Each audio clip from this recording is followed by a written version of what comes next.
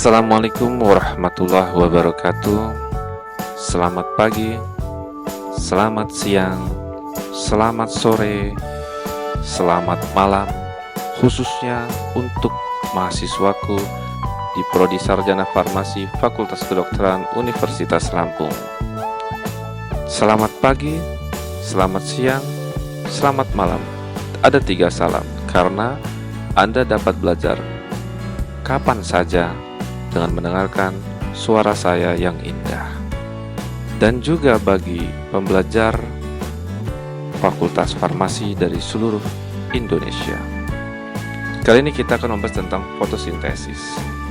Fotosintesis ini merupakan kelanjutan dari kuliah sebelumnya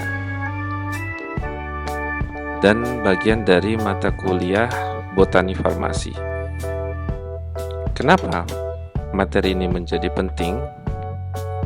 Ternyata di sini akan dibahas tentang dari mana kandungan senyawa kimia pada tumbuhan itu bisa terbentuk.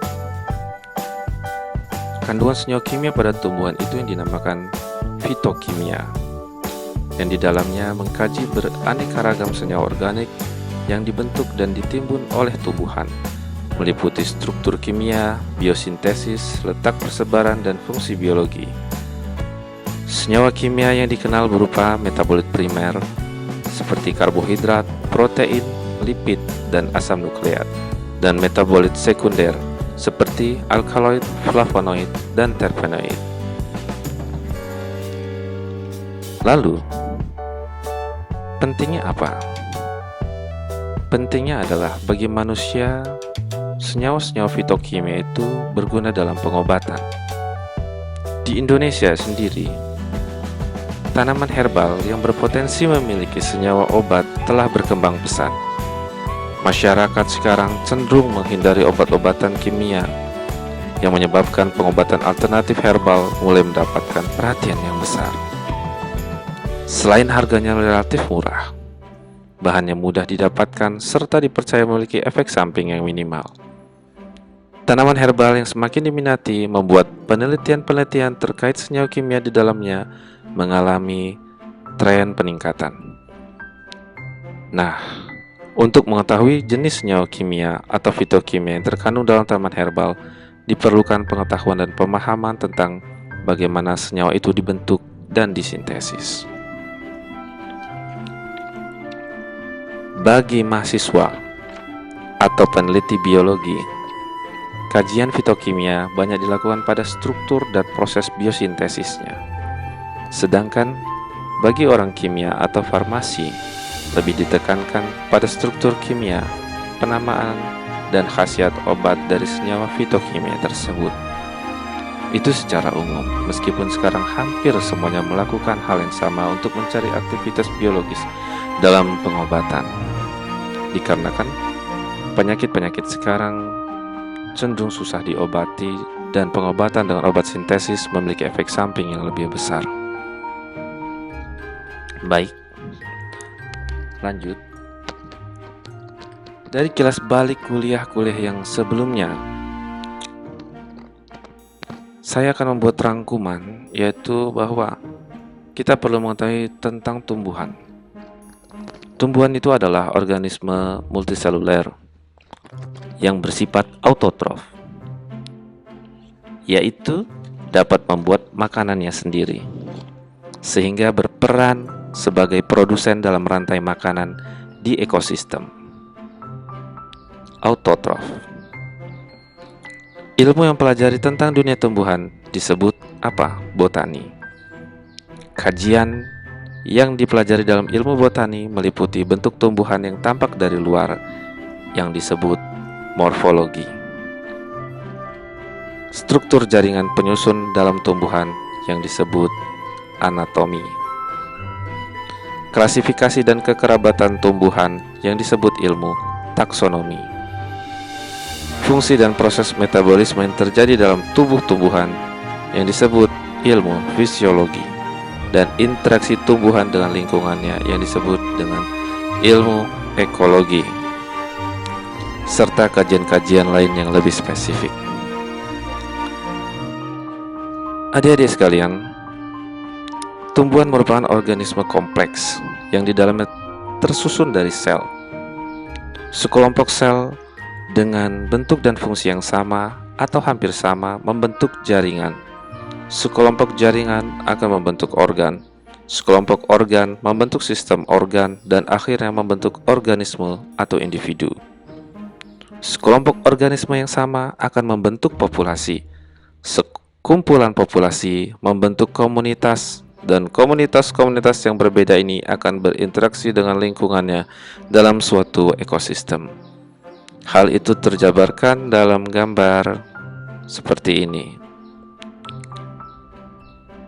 Jadi organisme jika dipreteli lebih dalam lagi terdiri dari sistem organ yang bisa dipecah menjadi jaringan, sel, organel sel, dan lebih kecil lagi dalam berbentuk atom. Untuk mempelajari dunia tumbuhan, memang kita baiknya mulai dari sel-sel terlebih dahulu. Sel adalah unit struktural dan fungsional terkecil pada suatu individu. Tumbuhan uniknya memiliki dinding sel, cell wall, yang menyebabkan struktur luarnya lebih keras dibandingkan sel hewan. Dan sel tumbuhan memiliki vakuola yang lebih besar dari sel hewan, di mana salah satu fungsi vakuola ini adalah untuk menyimpan senyawa kimia yang dihasilkan oleh tumbuhan. Jadi, vakuola sangat penting bagi sel tumbuhan. Nah, lalu apa yang menjadi pembeda khas dari sel tumbuhan ini? Yaitu adanya dinding sel. Yang kedua, kloroplas yang warna hijau ini. Dan yang ketiga adalah vakuola sentral. Inilah yang menjadi pembeda dengan sel hewan. Jadi kita mungkin di kuliah sebelumnya sudah mempelajari tentang bagian-bagian dari sel. Dan komponen penyusun sel tumbuhan itu secara umum dibagi menjadi dua kelompok besar, yaitu komponen protoplasmik dan non-protoplasmik, di mana vakuola ini adalah bagian dari komponen non-protoplasmik itu. Baik, vakuola, salah satu komponen non-protoplasmik yang berkaitan dengan senyawa fitokimia adalah vakuola. Beberapa reaksi kimia dan produk yang dihasilkan oleh sel akan ditimbun dalam vakuola. Vakuola adalah bagian sel yang berisi cairan, dan sebelah luarnya dibatasi oleh membran tonoplas. Cairan dalam vakuola berisi berbagai macam bahan organik dan anorganik seperti garam, gula, asam amino, pembentuk protein, fosfat, dan senyawa hasil metabolit sekunder. Ini yang menjadi topik nanti di akhir kuliah, pertemuan terakhir, seperti alkaloid, terpen, tanin, dan flavonoid. Dan tidak hanya itu, dalam vakuola juga ditemukan kristal dan benda silika. Vakuola adalah organel multifungsi yang berperan dalam perkembangan tumbuhan. Bentuk, ukuran, dan fungsinya bervariasi pada tiap organisme. Apa fungsinya vakuola? Yaitu salah satunya yaitu pertahanan tekanan turgor. Yang kedua, homeostatis sel. Yang ketiga, penyimpanan produk metabolit. Dan berfungsi juga dalam pencernaan sitoplasmik. Apa itu pertahanan tekanan turgor? Yaitu tekanan yang mendorong membran sel terhadap dinding sel pada tumbuhan. Sebenarnya tidak hanya terjadi pada tumbuhan, tetapi pada bakteri dan fungi, serta sel protista yang tidak memiliki dinding sel. Tekanan turgor juga menyebabkan turgiditas sel dan disebabkan oleh timbulnya aliran osmosis, jadi memakai sistem osmosis. Sehingga dapat disimpulkan sel tumbuhan mengandalkan tekanan ini untuk mempertahankan bentuknya. Vakuola bersifat asam dan mengandung enzim hidrolitik yang fungsinya analog dengan organel lisosom seperti pada sel hewan. Pada beberapa tipe sel, senyawa sinyal dan proteksi diri disimpan dalam vakuola, dan beberapa sel spesifik terdapat pada daun epidermis. Contohnya, antosianin yang termasuk senyawa flavonoid diketahui disimpan dalam vakuola sel epidermis daun, batang, dan bunga.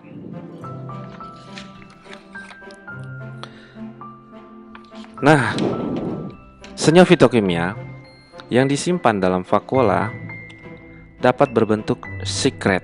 Sekret itu seperti cairan ya, dalam suatu duktus atau saluran sekresi. Memang secara umum memang struktur kelenjar sekresi dapat dibedakan menjadi dua, struktur sekresi luar atau ekstraseluler yang umumnya terdapat di permukaan tumbuhan organ, dan struktur sekresi dalam yang terdapat di dalam organ tumbuhan, misalnya dalam sel atau ruang antar sel. Dan ini adalah contoh yang diambil untuk beberapa contoh struktur sekresi luar. Ya, ini bisa dibaca. Lalu, tumbuhan menjalani proses tumbuh dan berkembang setelah melalui serangkaian proses metabolisme yang melibatkan faktor internal dan eksternal. Faktor internalnya meliputi enzim, klorofil, organel-organel sel, hormon. Sedangkan faktor eksternalnya meliputi cahaya matahari, air, unsur hara, suhu, udara. Dan sel membutuhkan energi dalam bekerja dan berkembang biak. Energi yang dibutuhkan untuk sebagian besar aktivitas seluler ini dikenal sebagai ATP, atau singkatan dari adenosine trifosfat, dan digunakan pada proses fotosintesis dan respirasi. Inilah yang akan menjadi pokok inti pembelajaran kita ke depan. Baik, kita lanjut. Transpirasi, fotosintesis, dan respirasi termasuk proses metabolisme tumbuhan yang umum dikenal. Transpirasi dapat diartikan sebagai proses kehilangan air dalam bentuk uap air dari jaringan tumbuhan melalui mulut daun atau stomata. Dan transpirasi berlangsung selama tumbuhan hidup. Keuntungan yang didapat dari proses transpirasi adalah mempercepat laju pengangkutan unsur hara, menjaga turgiditas sel tumbuhan, serta menjaga stabilitas suhu daun. Nah, sebelum kita membahas tentang fotosintesis lebih jauh atau mengulang kembali yang sudah dijelaskan dalam kuliah sebelumnya, ternyata fotosintesis adalah semacam reaksi kebalikan dari respirasi. Fotosintesis termasuk reaksi anabolisme, yaitu penyusunan, yaitu maksudnya proses tersusunnya senyawa kompleks dari senyawa-senyawa sederhana. Dalam hal ini, fotosintesis melibatkan air dan unsur hara mineral dari dalam tanah, zat hijau daun, serta karbon dioksida dari udara.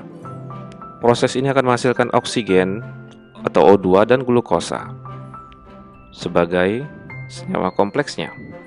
Fotosintesis berlangsung di dalam kloroplas yang mengandung klorofil. Lalu, respirasi termasuk dalam reaksi katabolisme, pemecahan, yaitu penguraian senyawa kompleks menjadi senyawa-senyawa sederhana. Glukosa yang telah dihasilkan dari proses fotosintesis akan dipecah menjadi karbon dioksida dan energi atau ATP. Respirasi sel berlangsung dalam mitokondria, sehingga organel ini dikenal sebagai penghasil energi. Dan ini adalah gambar yang menunjukkan keterkaitan antara fotosintesis dan respirasi, di mana fotosintesis yang akan menghasilkan glukosa dan oksigen yang dibentuk dari unsur air, energi, dan cahaya. Lalu hasil dari fotosintesis ini dilanjutkan prosesnya dalam proses respirasi yang akan menghasilkan karbon dioksida dan energi, di mana dengan adanya pelepasan energi akan melepaskan energi panas terjadi di dalam mitokondria. Sedangkan fotosintesis terjadi di dalam kloroplas. Demikian keterkaitan antara proses fotosintesis dan respirasi. Jadi saling berkaitan. Keterkaitan lebih lanjut, proses fotosintesis dan respirasi menjadi faktor bahasan yang penting, karena dari kedua proses inilah dihasilkan senyawa metabolit primer, seperti karbohidrat, glukosa, protein, lipid, dan asam nukleat. Metabolit primer merupakan substrat dari pembentukan senyawa metabolit sekunder yang atau disebut senyawa fitokimianya nanti. Jadi keberadaan fitokimia bagi kelangsungan hidup tumbuhan dipengaruhi oleh keberhasilan pembentukan senyawa metabolit primer, seperti yang dijelaskan dalam gambar ini. Fotosintesis akan menghasilkan metabolit primer yang menjadi cikal bakal terbentuknya metabolit sekunder. Metabolit sekunder ini dapat diturunkan menjadi beberapa golongan senyawa. Contohnya alkaloid, fenolik, terpenoid. Dan dari fenolik itu bisa menjadi turunannya seperti kalkon, flavon, dihidroflavonoid, dan lainnya yang akan kita pelajari di kuliah terakhir. Lalu, ternyata pembentukan metabolit sekunder juga bisa diperantari oleh pembentukan metabolit primer yang diawali dari komponen inorganik seperti nitrogen, fosfor, sulfur.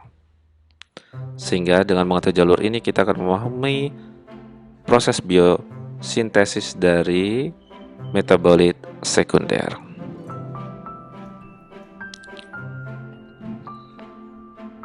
Nah, dengan demikian kita dapat mengetahui hubungan antara fotosintesis, respirasi. Dari fotosintesis menghasilkan metabolit primer yang merupakan sumber karbon yang akan dapat dipecah menjadi metabolit sekunder seperti terpen, phenolic compounds, nitrogen containing secondary products melalui beberapa jalur biosintesis, yaitu contohnya shikimate acid pathway, malonic acid pathway, mevalonic acid pathway, dan MEP pathway. Ini adalah jalur-jalur biosintesis senyawa metabolit sekunder. Sebagai kesimpulan awal bahwa kandungan senyawa kimia yang disimpan dalam vakuola tumbuhan berasal dari proses fisiologi yang terjadi setiap hari, yaitu fotosintesis dan respirasi sel.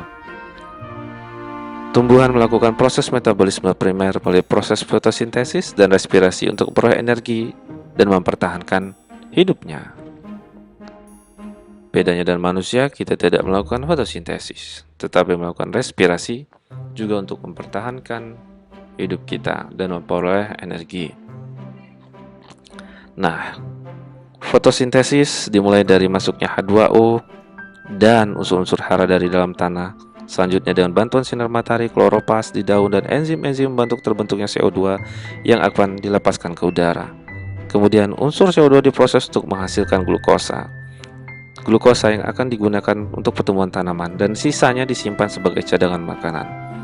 Glukosa yang terbentuk akan masuk dalam reaksi respirasi sel, meliputi glikolisis, dekarboksilasi oksidatif, dan transport elektron untuk membentuk energi, atau salah contohnya adalah ATP.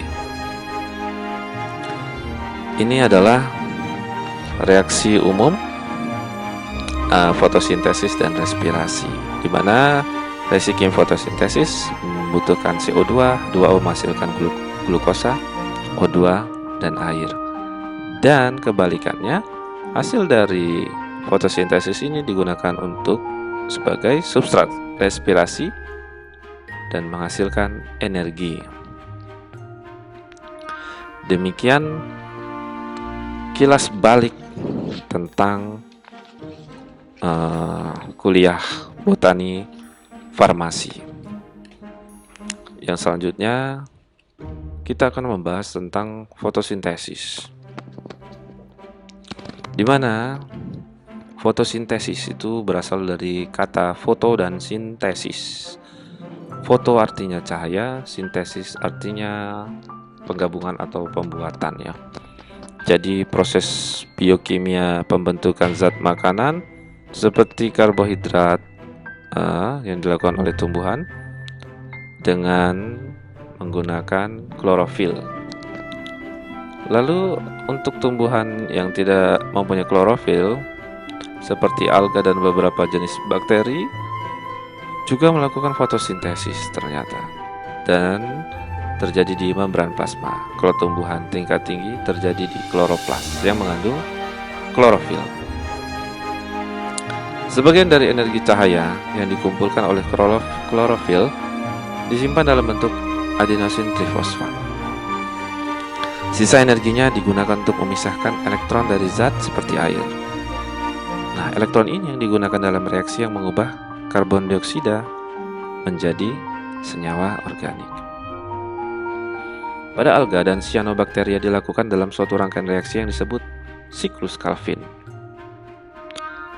Sebenarnya bukan hanya pada alga dan cyanobacteria, tapi pada tumbuhan tingkat tinggi juga. Banyak organisme fotosintesis memiliki adaptasi yang mengkonsentrasikan atau menyimpan karbon dioksida. Dengan mempunyai adaptasi ini, dia akan membantu mengurangi proses boros ya disebutnya di sini, yang disebut sebagai fotorespirasi yang dapat menghabiskan sebagian dari gula yang dihasilkan selama fotosintesis. Gimana sih sebenarnya sejarahnya fotosintesis? Jadi bagaikan sebuah novel, organisme fotosintesis pertama itu kemungkinan berevolusi sekitar 3.500 juta tahun silam. Nah, dihitung dari tahun berapa nih ya? 2020 atau 2000 berapa? Pada masa awal sejarah evolusi kehidupan, ketika semua bentuk kehidupan di bumi merupakan mikroorganisme dan atmosfer memiliki sejumlah besar karbon dioksida. Makhluk hidup ketika itu sangat mungkin memanfaatkan hidrogen atau hidrogen sulfida, bukan air, sebagai sumber elektron, bukan cahaya. Cyanobacteria muncul kemudian sekitar 3.000 juta tahun silam dan secara drastis mengubah bumi ketika mereka mulai mengoksigenkan atmosfer pada sekitar 2.400 juta tahun silam. Atmosfer baru ini memungkinkan evolusi kehidupan kompleks seperti protista. Dan pada akhirnya, tidak kurang dari 1 miliar tahun silam, salah satu protista membentuk hubungan simbiosis dengan satu cyanobacteria dan menghasilkan nenek moyang dari seluruh tumbuhan dan alga. Kloroplas pada tumbuhan modern merupakan keturunan dari cyanobacteria yang bersimbiosis ini. Ini mungkin ahli biologis yang meneliti ini ya, bukan sebuah dongeng. Proses fotosintesis tidak dapat berlangsung pada setiap sel, tetapi hanya pada sel yang mengandung pigmen fotosintetik. Sel yang tidak mempunyai pigmen fotosintetik ini tidak mampu melakukan proses fotosintesis. Di dalam daun terdapat mesofil yang terdiri atas jaringan bunga karang dan jaringan pagar, di mana pada kedua jaringan ini terdapat kloroplas yang mengandung pigmen hijau daun yang disebut klorofil. Pigmen ini merupakan salah satu dari pigmen fotosintesis yang berperan penting dalam menyerap energi matahari. Kenapa pigmen ini menjadi penting dalam menyerap energi matahari? Akan kita bahas nanti. Dari semua radiasi matahari yang dipancarkan, ternyata hanya panjang gelombang tertentu yang dimanfaatkan tumbuhan untuk proses fotosintesis, yaitu panjang gelombang yang berada pada kisaran cahaya tampak antara 380 sampai 700 nanometer. Cahaya tampak terbagi atas cahaya merah dengan panjang gelombang demikian, cahaya kuning, hijau kuning dengan panjang gelombang antara sedemikian, biru dan ungu kurang dari 400 nanometer. Jika digambarkan seperti ini ya, visible light, cahaya tampak yang dapat diserap dalam proses fotosintesis, yaitu dari warna merah ke ungu seperti warna pelangi, Mejiku Hibiniu. Di sini ada yang unik ya, warna merah menuju warna ungu. Jadi panjang gelombang yang tinggi menuju ke panjang gelombang yang rendah ya, shorter wavelength. Di sini longer wavelength. Di sini kenapa disebut dengan lower energy dan di sini sebagai higher energy? Karena mengacu kepada rumus energi ketetapan Planck, E sama dengan Hf per lambda, di mana energi akan berbanding terbalik dengan panjang gelombang. Dengan demikian, panjang gelombang yang lebih rendah akan mempunyai energi yang lebih tinggi. Oke, sampai di sini cukup menarik ya. Dengan demikian, bisa dilihat di sini gelombang di sini, sinar X-ray, sinar gamma. Nah, kalau ada film Megatron itu kan berarti dia sinarnya akan mempunyai energi yang lebih tinggi. Ya, semakin rendah panjang gelombang. Kalau begitu, panjang gelombang malaikat ada berada di mana? Kalau kita hubungkan mungkin akan ketemu. Terlepas dari itu, kita kembali ke dalam proses fotosintesis. Masing-masing jenis cahaya berbeda pengaruhnya terhadap fotosintesis. Hal ini terkait pada sifat pigmen penangkap cahaya yang bekerja dalam fotosintesis. Pigmen yang terdapat pada membran grana menyerap cahaya yang memiliki panjang gelombang tertentu. Pigmen yang berbeda menyerap cahaya pada panjang gelombang yang berbeda. Kloroplas mengandung beberapa pigmen. Sebagai contoh, klorofil A terutama menyerap cahaya biru, violet, dan merah. Sementara klorofil B menyerap cahaya biru dan orange dan memantulkan cahaya kuning hijau. Klorofil A berperan langsung dalam reaksi terang, sedangkan klorofil B tidak secara langsung. Proses absorpsi energi cahaya menyebabkan lepasnya elektron berenergi tinggi dari klorofil A, yang selanjutnya akan disalurkan dan ditangkap oleh akseptor elektron. Ini dalam proses fotosistem nanti.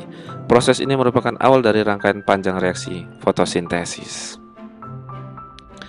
Jika kita membahas fotosintesis, kita tidak terlepas dari kloroplas karena ini tempat terjadinya fotosintesis. Kloroplas terdapat pada semua bagian tumbuhan yang berwarna hijau, termasuk batang dan buah yang belum matang. Di dalam kloroplas terdapat pigmen klorofil yang berperan dalam proses fotosintesis. Kloroplas mempunyai bentuk seperti cakram dengan ruang yang disebut stroma. Stroma ini dibungkus oleh dua lapisan membran. Membran stroma ini disebut tilakoid, yang di dalamnya terdapat ruang-ruang antar membran yang disebut loculi. Di dalam stroma juga terdapat lamela-lamela yang bertumpuk-tumpuk membentuk grana atau granum. Granum sendiri terdiri atas membran tilakoid yang merupakan tempat terjadinya reaksi terang, dan ruang tilakoid yang merupakan ruang di antara membran tilakoid. Pusing ya. Bila sebuah granum disayat, maka akan dijumpai beberapa komponen seperti protein, klorofil A, klorofil B, karotenoid, dan lipid. Nanti akan dijelaskan dalam gambar. Jadi secara keseluruhan, stroma itu berisi apa aja? Protein, enzim, DNA, RNA, gula, fosfat, ribosom, vitamin, ion-ion logam ya. Pigmen fotosintetik terdapat pada membran tilakoid. Ingat, di dalam pada membran tilakoid. Sedangkan pengubahan energi cahaya menjadi energi kimia berlangsung dalam tilakoid dengan produk akhir berupa glukosa yang dibentuk di dalam stroma. Klorofil sendiri sebenarnya hanya merupakan sebagian dari perangkat dalam fotosintesis. Ya, hanya sebagian dari perangkat yang dikenal sebagai fotosistem prosesnya. Nah, kloroplas merupakan tempat fotosintesis pada tumbuhan. Jika ada daun, di sini ada mesofil ya, jaringan, sehingga dibuka ini ya dengan mikroskop. Disinilah ada kloroplas. Di sini ada mulut daun untuk tempat pertukaran O2 dan CO2. Warna daun memang berasal dari klorofil, pigmen warna hijau yang terdapat dalam kloroplas ya. Dan terdapat kira-kira setengah juta kloroplas di sini setiap milimeter persegi permukaan daun. Dan kloroplas ditemukan terutama dalam sel mesofil daun yang dominan terjadi di daun, jadi fotosintesis. Lalu jika dilihat lebih dalam lagi nih, dikupas lebih dalam lagi, tadi kan sudah sebagian. Ini jaringan dari sel mesofilnya, dan ini kloroplasnya. Jika kloroplas dia dilihat lebih dalam lagi, dia terdiri dari granum ya, granum yang merupakan tumpukan dari tilakoid. Nah, di sini tilakoid namanya. Tilakoid per lempeng ini tilakoid. Jadi klorofil itu terdapat dari membran tilakoid. Tumpukan-tumpukan tilakoid ini disebut granum. Di sini ada tilakoid space-nya ya. Stromanya ada di sini ya. Nah, ini secara umum yang lebih mendalam. Dan ini dapat dibaca sendiri ya. Pada umumnya sel mesofil memiliki kira-kira 30-40 kloroplas. Kloroplas terdiri dari dua membran ya. tadi ya. Jadi yang paling penting adalah di mana membran tilakoidnya, ruang tilakoid dan apa yang disebut dengan grana atau granum, tumpukan tilakoid ya. Dan klorofil terdapat dalam membran tilakoid.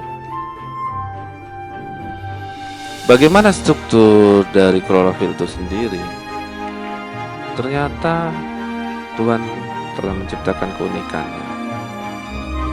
Jadi klorofil terdiri dari struktur cincin porfirin dalam menyerap energi cahaya. Inti dari struktur porfirin ini 1, 2, 3, 4, 5, 6, 7, 8 dengan intinya, ini ada cincinnya ya, intinya dari atom magnesium. Dan uniknya ternyata sel hemoglobin ya itu juga mempunyai struktur yang sama seperti ini. Cuman intinya dalam cincinnya maksudnya itu atom Fe. Itulah kenapa ada, bukan untuk maksud promosi, ada salah satu produk ya, banyak ya di kesehatan, minuman klorofil dari salah satu produk MLM ya, yang bisa mempengaruhi kesehatan sel darah kita. Ternyata mempunyai struktur yang sama. Dan uniknya juga kenapa klorofil bisa menyerap energi dari cahaya, yaitu karena dari strukturnya sendiri kita bisa melihat terdiri dari susunan ikatan rangkap berseling. Di sini berarti kan densitas elektronnya sangat tinggi sekali, rapat, sehingga memungkinkan untuk menangkap energi cahaya itu. Demikian Tuhan kita menciptakan. Apa perbedaan antara klorofil A dan klorofil B? Lebih pada rantai sampingnya sedikit ya. Klorofil A ada gugus metil di sini ya, sedangkan klorofil B aldehidnya di sini. Dan klorofil sendiri dari strukturnya mempunyai bagian ekor hidrokarbon ya, bagian hidrofobik ya, untuk berinteraksi dengan membran tilakoid di sini. Ya, jadi sudah sangat jelas bagaimana klorofil berinteraksi pada membran tilakoid terikat melalui ekornya ini. Nah, untuk membahas fotosintesis kita tidak bisa lepas dari fotosistem, di mana fotosistem adalah suatu unit yang mampu menangkap energi cahaya matahari yang terdiri dari klorofil A, kompleks antena, akseptor elektron. Apa itu? Nanti kita lihat di gambar. Di dalam kloroplast terdapat beberapa macam klorofil dan pigmen lain, seperti klorofil A yang berwarna berwarna hijau muda, klorofil B berwarna hijau tua, dan karoten yang berwarna kuning sampai jingga. Pigmen-pigmen itu mengelompok dalam membran tilakoid dan membentuk perangkat pigmen yang berperan penting dalam fotosintesis ya. Nah, klorofil A ini berada dalam bagian pusat reaksi. Klorofil ini berperan apa? Menyalurkan elektron yang berenergi tinggi ke akseptor utama elektron. Elektron ini selanjutnya masuk ke dalam siklus elektron. Elektron dilepaskan klorofil A mempunyai energi tinggi sebab apa? Memperoleh energi dari cahaya yang berasal dari molekul perangkat pigmen yang dikenal dengan kompleks antena. Nah, fotosistem itu sendiri dibagi menjadi dua, fotosistem 1 dan 2, yaitu pada fotosistem 1 penyerapan energi cahaya dilakukan oleh klorofil A yang sensitif terhadap cahaya yang panjang gelombang 700 nanometer, sehingga klorofil A disebut juga P700. Energi yang diperoleh P700 ditransfer dari kompleks antena.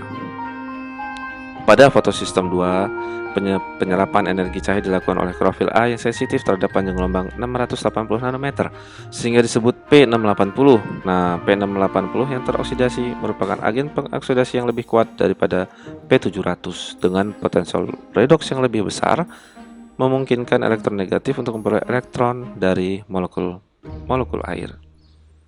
Nah, ini adalah semacam rumus ya. Fotosintesis itu terdiri dari reaksi terang, light reaction, dan reaksi gelap atau disebut dengan siklus Calvin.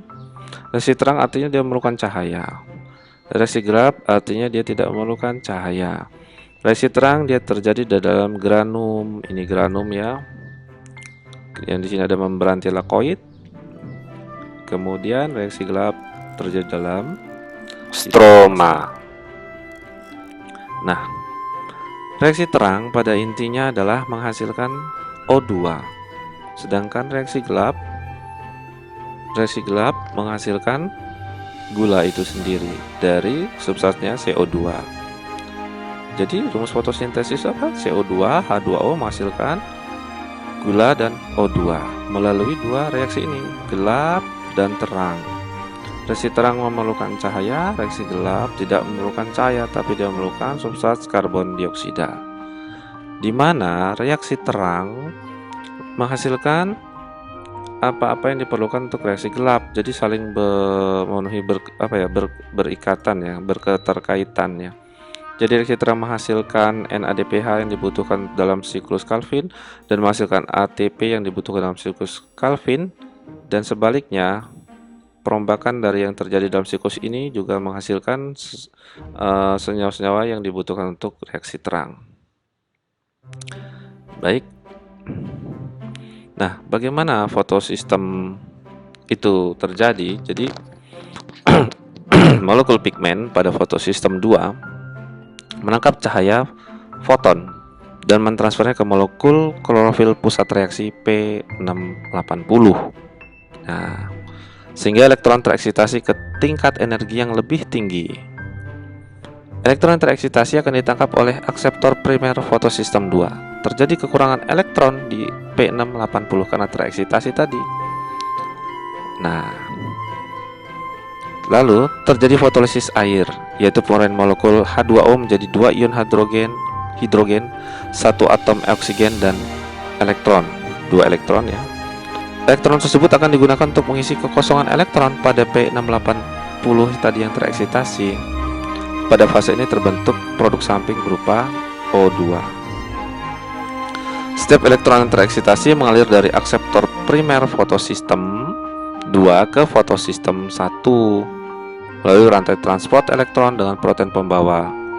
Di sini ada rantai transport elektron, yaitu protein pembawanya plastoquinon, kompleks sitokrom, dan plastosianin. Di daerah sini ya, jadi ya di jalur sini transportnya ini akan dijelaskan pada gambar selanjutnya.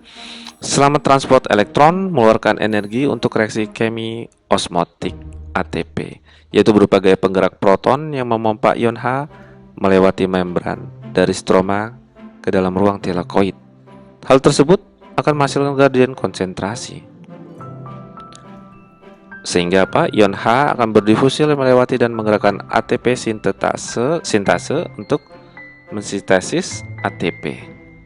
Ketika elektron sudah mencapai dasar transport elektron, akan mengisi pusat reaksi fotosistem 1 P700 yang telah kehilangan elektron sebelumnya karena tereksitasi dari cahaya foton. Jika foton mencapai P700, maka elektron tersebut akan tereksitasi kan. Akseptor elektron primer fotosistem 1 akan menangkap dan elektron tereksitasi dan melewatkannya ke rantai transport elektron kedua melalui protein pembawa ferredoxin ya, ke enzim NAD+ reduktasi sehingga mereduksi NAD+ menjadi NADPH. Nah, ini untuk rangkumannya tadi ya. Nah, ini maksudnya tadi ya, kompleks elektron transport chain melewati rantai transport elektron, yaitu protein pembawanya plastoquinon, kompleks sitokrom, dan plastosianin tadi. Jadi di sini ketika elektron sudah tereksitasi, dia akan ditangkap di sini lalu akan dibawa lagi oleh protein pembawa ferredoxin ya, dibantu dengan enzim menghasilkan NADPH. Jadi intinya fotosistem ini adalah suatu proses adanya eksitasi elektron sehingga saling mengisi dengan adanya fotolisis air yang ujung-ujungnya menghasilkan ATP dan NADPH. Ini kan pada tadi reaksi terang ya. Reaksi terang menghasilkan ATP dan NADPH yang diperlukan dalam reaksi gelap siklus Calvin. Lalu ini ya gambarannya secara lebih detail lagi. Jadi tadi yang di atas reaksi terang ya, ini reaksi gelap.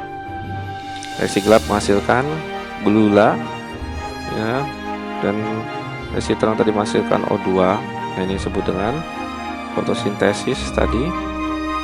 Jadi substrat awalnya CO2 dan H2O.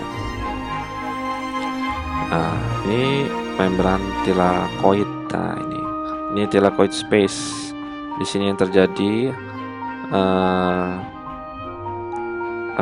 fotosistem 1 dan fotosistem 2. Dari cahaya datang, tereksitasi, terjadi transport elektron melalui kompleks protein pembawa plastoquinon, sitokrom, plastosianin, ya, dari awal dari sini tadi ya, P680 ke P700. Jadi elektron yang ngalir dari sini tereksitasi, terus mengalir ke sini ke bawah, lalu akan mengalir ke fotosistem 1, diterima oleh P700 yang sebelumnya tereksitasi ya oleh foton dari cahaya matahari.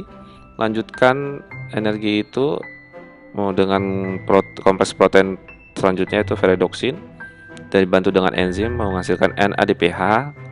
Dan adanya perbedaan konsentrasi dari ion hidrogen yang masuk ya memungkinkan aktifnya ATP sintase untuk menghasilkan ATP. Nah, dua produk ini yang akan masuk ke dalam siklus gelap. Jadi sangat jelas sekali. Selanjutnya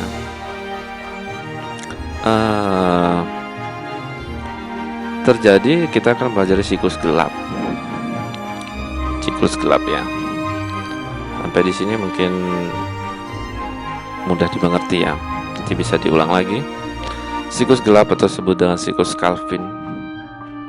Nah, ada siklus satu lagi ya yang akan menjadi tugas untuk adik-adik sekalian ataupun teman-teman yang ingin mengetahui lebih dalam.